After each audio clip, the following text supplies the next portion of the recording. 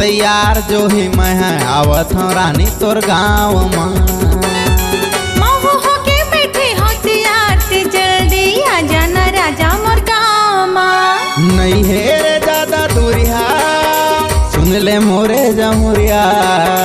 नहीं है रे ज्यादा दूरिया सुन ले मोरे जमुरिया। हो किन कर ले त इंतजार ना। महू होके बैठे हो तैयार ते जल्दी आ जाना राजा मोर गाँव माँ। रही बे होके तैयार जो ही मैं आवत हूँ रानी तोर गाँव माँ।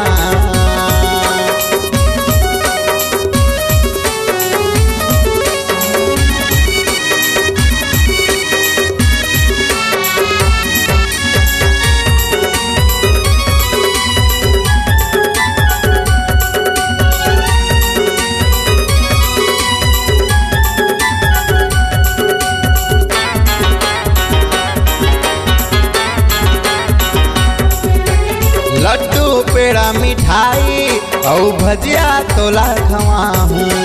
प्यासा हूँ तोरे प्यार के रास्ता मनी बेटाहूँ।